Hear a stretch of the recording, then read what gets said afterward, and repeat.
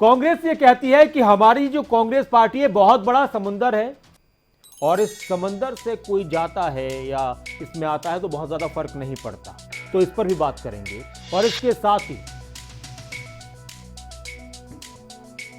तो अगर बात की जाए कांग्रेस पार्टी की, तो कांग्रेस पार्टी ने चिंतन शिविर किया उदयपुर में और वहां पर बहुत सारी चिंताओं के निवारण को लेकर गहन चिंतन मंथन हुआ। लेकिन ऐसा लगता है कि उस चिंतन के बाद कांग्रेस की चिंता अभी दूर नहीं हुई है। तो कुछ सवाल खड़े होते हैं और उन सवालों के जवाब जानने की कोशिश करेंगे। उनको लेकर किस तरह की बातें आ रही हैं उस पर भी बात करेंगे। एक सवाल यह है कि कांग्रेस छोड़कर आखिर क्यों जा रहे हैं बड़े नेता, आखिर क्यों जा रहे हैं कांग्रेस छोड़कर बड़े नेता।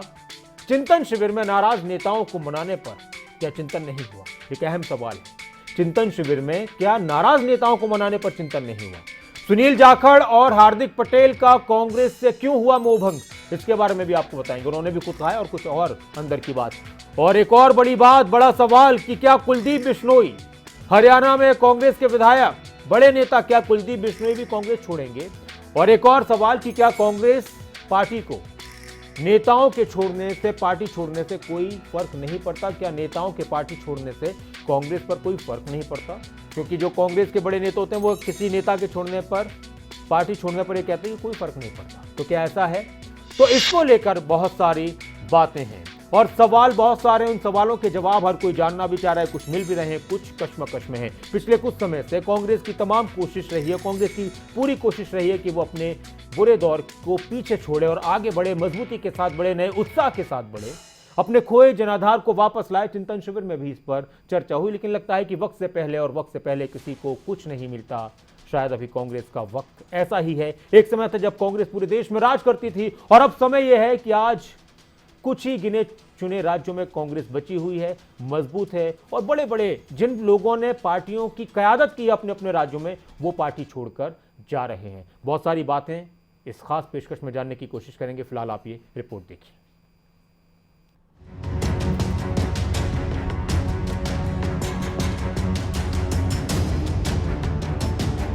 कहते हैं जब बुरा समय चल रहा हो तो समय को समय के हवाले ही कर देना चाहिए। कांग्रेस पर यह कहावत इस समय बिल्कुल सटीक बैठती है। 5 राज्यों में चुनाव के हार के बाद कांग्रेस बिल्कुल बेदम थी।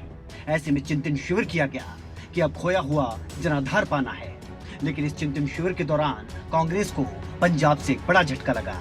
वरिष्ठ नेता सुनील जाखड़ ने हाथ का साथ छोड़ दिया और बिना समय बिताए बीजेपी का दामन भी थाम लिया। कांग्रेस का साथ छोड़ने और बीजेपी का दामन थामने, दोनों की वजह सुनील जाखड़ ने समय के साथ साफ भी की। माननीय प्रधानमंत्री नरेंद्र मोदी जी, माननीय देश के गृह मंत्री अमित शाह जी, उनके साथ उनकी सहमति से मुझ जैसे व्यक्ति को आज अपनी पार्टी में शामिल होने का ये मौका दिया। मैं आभारी हूं मंच पे जो मौजूद हमारे प्रभारी अनिल बालूनी जी हैं। मैं आभारी हूं खास तौर पे प्रवेश वर्मा जी का, जो खास तौर पे इस मौके पे यहाँ पहुंचे हैं। मैं आभारी हूं अरविंद खन्ना जी का, मैं आभारी हूं मनजिंदर सिंह सरसा जी का, मैं आभारी हूं परमिंदर जी का कि आप सबके सहयोग से आज इस बीजेपी के मंच पे नड्डा साहब की हाजिरी में बीजेपी में शामिल होने का मौका आपने दिया। धन्यवाद नड्डा साहब। उदयपुर चिंतन शिविर में कांग्रेस ने खुद को चुनौतियों के चक्रव्यूह से निकालने के लिए वक्त के हिसाब से भले ही कई कदम और कई बदलावों को लागू करने की घोषणा की, लेकिन ये ऐलान पार्टी नेताओं में अभी भरोसा पैदा करता नहीं दिख रहा। गुजरात के तेज तर्रार युवा नेता हार्दिक पटेल का कांग्रेस छोड़ना भी इसका ताजा प्रमाण है। गुजरात में चुनाव की दस्तक के बीच पार्टी समुदाय के प्रमुख चेहरे हार्दिक के पार्टी छोड़ने का अनुमान तो कांग्रेस को पहले ही था, लेकिन बावजूद इसके कांग्रेस उन्हें रोकने का इलाज नहीं ढूंढ पाए। हार्दिक पटेल ने एक पत्र सोनिया गांधी को लिखा और उनमें उन कमियों को गिनवाया जिसकी वजह से पार्टी अपना जनाधार खोती चली जा रही है। हार्दिक पटेल ने इस पत्र में लिखा कि कांग्रेस सिर्फ विरोध की राजनीति तक सीमित रह गई है।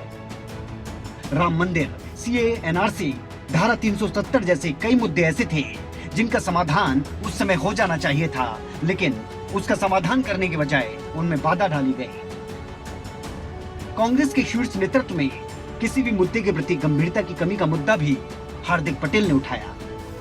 इसके अलावा हार्दिक पटेल ने कहा कि कांग्रेस ने युवाओं का भरोसा तोड़ा। यही कारण है कि युवा अब कांग्रेस के साथ दिखना नहीं चाहते। एक और आरोप हार्दिक पटेल की तरफ से लगाया गया। हार्दिक ने कहा कि कांग्रेस ने गुजरात के लिए कुछ नहीं किया। मैंने करना चाहा तो मेरा तिरस्कार किया गया। गुजरात में कांग्रेस के नेताओं पर भी हार्दिक पटेल ने बिक जाने तक के आरोप लगा दिए। इधर पंजाब और गुजरात में बैक टू बैक झटके लगे तो हरियाणा से कुछ ऐसी तस्वीर सामने आई कि इन तस्वीरों ने यहाँ की सियासी हलचल और गर्मी को थोड़ा सा बढ़ा दिया। कुलदीप बिश्नोई अपनी पार्टी छोड़ कांग्रेस में शामिल हुए कुलदीप बिश्नोई बड़े लंबे समय से हरियाणा में पार्टी की कमान अपने हाथ में देखने के सपने संजोए बैठे थे। सपना तब टूटा जब नई टीम के गठन में प्रदेश अध्यक्ष तो दूर, कार्यकारी अध्यक्ष के तौर पर भी उन्हें कुछ हासिल नहीं हुआ। तब से कुलदीप ऐसे नाराज हुए कि कयासों का दौर शुरू हुआ और सीएम से इस मुलाकात के बाद ये और ज्यादा तेज हो गया। मुलाकात का स्पष्टीकरण तो कुलदीप ने ट्वीट के जरिए दे दिया, लेकिन राजनीतिक पार्टियों में माहौल बदला बदला नजर आया। वो बात अलग है कि बीजेपी खेमे में सकारात्मक तौर पर और कांग्रेस खेमे में नकारात्मक तौर पर। कम से कम बयान तो यही कहानी बयां कर रहे हैं। देखिए, ऐसा है कि हमारी भारतीय जनता पार्टी और हमारे माननीय मुख्यमंत्री जी और हमारे प्रदेश अध्यक्ष जो हैं वो इतने लिबरल हैं इस मामले में, और कुलदीप बिश्नोई हमारे पहले अलायंस रह चुके हैं और उनकी मुलाकात माननीय मुख्यमंत्री जी के साथ हुई है, तो कुछ ना कुछ अच्छे संकेत नजर आने चाहिए। ये निर्णय जो है वो माननीय हमारे जो प्रदेश अध्यक्ष हैं और जो मुख्यमंत्री जी हैं पूरे संगठन ने मिलकर लेना है कि किसको जो है वो सम्मानजनक तरीके से हमें जो है अपने उसमें शामिल करना है, नहीं करना है, कब करना है, कैसे करना है, क्यों करना है। मुझे लगता है कि ये सब निर्णय जो है हमारा संगठन मिलकर लेना है। कयास का तो मतलब कयास ही है। कयास क्या लगाए जा रहे हैं इसके बारे में मैं क्या कह सकता हूँ। और जहाँ तक मुख्यमंत्री से मिलने का है, कोई भी मुख्यमंत्री सरकार प्रदेश का होता है, कोई भी सर के जा सकते हैं। मुख्यमंत्री से मिलना कोई ऐसी बात नहीं है कि कोई भी विपक्ष का आदमी नहीं मिल सकता। विपक्ष के आदमी भी मिलते हैं मुख्यमंत्री से, लेकिन आगे क्या बातें हुई क्या बातें नहीं हुई वो मेरे तो अभी संज्ञान में नहीं। तो अगर हो सकता है कि अगर बीजेपी में शामिल हो जाते हैं तो पार्टी पर कितना असर पड़ सकता है? देखो, ये एक बहुत बड़ी पार्टी है कांग्रेस की। कोई भी जब खैर ठीक है कोई बड़ा नेता जाता है तो थोड़ा स्वाभाविक रूप से कुछ असर देखने को मिलता है, लेकिन जहाँ तक फिलहाल की परिस्थितियाँ हैं इस समय कोई कांग्रेस पर कोई किसी व्यक्ति विशेष से जाने या ना जाने से कोई फर्क नहीं पड़ता। गुटबाजी और अंतरकलह, ये दो शब्द कांग्रेस पर ऐसे भारी पड़ रहे हैं जो पार्टी के लिए भूतकाल, वर्तमान काल और लगता है भविष्य में भी पीछा नहीं छोड़ने वाले। क्योंकि चिंतन शिविर से गदगद कांग्रेस हाईकमान ये कयास लगाए बैठा था कि अब इससे शिविर के गुड इफेक्ट नजर आएंगे, लेकिन गुड इफेक्ट्स तो दूर, यहाँ तो बैड इफेक्ट्स ही बैड इफेक्ट्स नजर आ रहे हैं। और इस साइड इफेक्ट और आफ्टर इफेक्ट का सिलसिला तोड़ने के लिए कौन सी संजीवनी कांग्रेस को भाएगी, ये तो नीति ही जाने। विनय चौधरी, न्यूज डेस्क, खबरें अभी तक।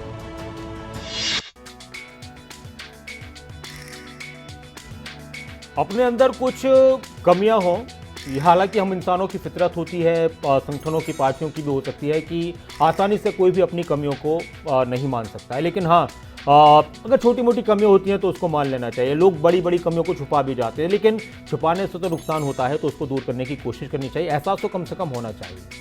अगर सबके सामने ना माने तो खुद से ये महसूस करना चाहिए कि हाँ इसको मुझे दूर करना चाहिए।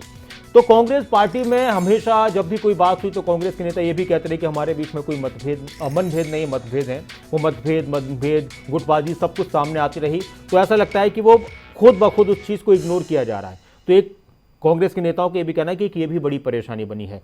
कांग्रेस नेताओं का ये भी कहना है कि जो कार्यकर्ता और नेताओं के बीच का जो फर्क है वो बहुत दूर हो चुका है। जो बड़े नेता हैं वो फिर बड़े ही हैं, जो छोटे नेता हैं, जो कार्यकर्ता है, तो उनसे मिलना मिलाना बड़ा मुश्किल हो जाता है। कांग्रेस से हाल में हार्दिक पटेल ने भी पार्टी छोड़ी, तो जो गुजरात चुनाव से पहले एक बड़ा झटका उनको लगा है। वरिष्ठ नेता सुनील जाखड़ भी कांग्रेस छोड़ चुके हैं।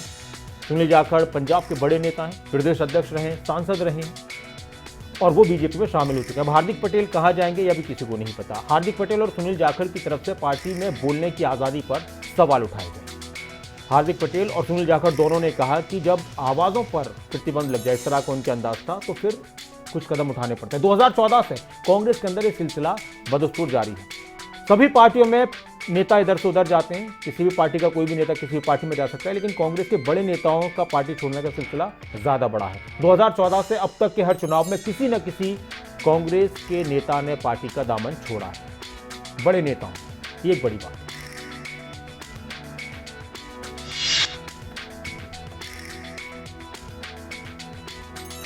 तो कांग्रेस अब जो चिंतन मंथन के बाद कांग्रेस ने कोशिश की थी कि हम मजबूत करेंगे खुद को पब्लिक के बीच में भी और अपने नेताओं में भी जो ना इत्तेफाक हैं उनको दूर करेंगे, पता नहीं वो कब देखने को मिलेगा।